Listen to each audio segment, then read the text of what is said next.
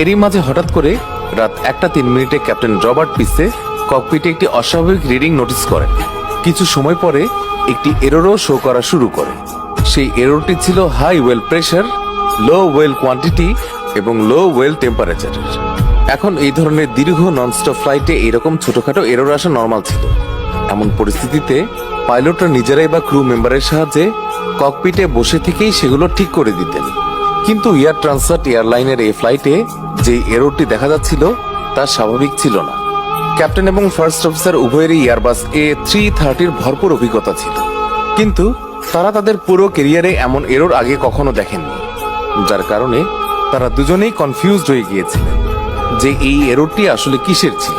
কোনো রকম উপায় না দেখে তারা ফ্লাইট ম্যানুয়াল খুলে এই এররটি সম্পর্কে জানার চেষ্টা করে, কিন্তু ফ্লাইট ম্যানুয়ালেও এই বিষয়ে কোনো তথ্য ছিল না।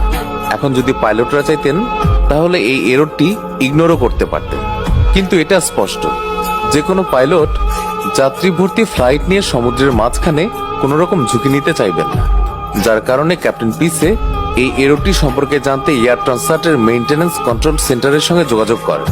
কিন্তু আশ্চর্যের বিষয় ছিল প্লেনের মেইনটেনেন্স টিমও এই এররটি সম্পর্কে কিছুই জানত না।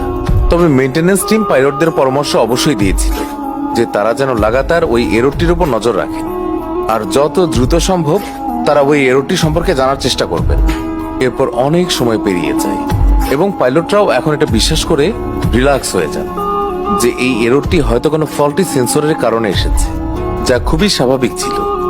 কিন্তু এই ঘটনার ঠিক আধ ঘন্টা পর রাত 1:36 পাইলটদের সামনে আরেকটি ওয়ার্নিং আসে, আর এই ওয়ার্নিংটি ছিল ফুয়েল ইমব্যালেন্সের। আসলে প্রতিটি বিমানে উভয় উইংসে জ্বালানি সমানভাবে ভাগ করা থাকে, তবে কখনো কখনো একটা উইং এ জ্বালানি কিছুটা উপর নিচ হয়ে যায়, তাই তখন ককপিটে ইমব্যালেন্সের ওয়ার্নিং আসা শুরু হয়ে যায়। তবে এই সমস্যাটি দেখে পাইলটরা খুব একটা চিন্তিত হন না, কেননা এই সমস্যাটি পাইলটরা ককপিটে বসে থেকেই ঠিক করতে পারতেন, আর পাইলটরা ঠিক তাই করেছিলেন। প্লেনের রাইট উইং এ ফিউয়েল কম ছিল, তাই তারা লেফট উইং থেকে রাইট উইং এ ফিউয়েল ট্রান্সফার করে এবং কোনোভাবে তারা এই সমস্যাটিকে দূর করে।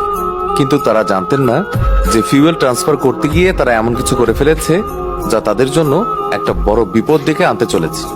এই ফিউয়েল ট্রান্সফারের পর তো এমন একটা সমস্যা শুরু হয় যা পাইলটদের হতভম্ব করে দেয়।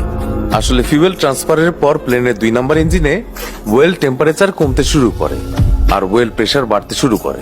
পাইলটরা এখন বিষয়টির গুরুত্ব বুঝতে পেরে একটু সিরিয়াস হয়ে যান, কেননা প্লেনটি তখন আটলান্টিক মহাসাগরের ঠিক মাঝখানে ছিল আর দূর দূরান্ত পর্যন্ত ভূমির কোনো চিহ্নই ছিল না, যার কারণে পাইলটরা খুবই ঘাবড়ে যান এবং প্লেনটি ল্যান্ড করানোর জন্য এয়ারপোর্ট খুঁজতে শুরু করেন। সবচেয়ে কাছের যে এয়ারপোর্টটি ছিল সেটি ছিল পর্তুগাল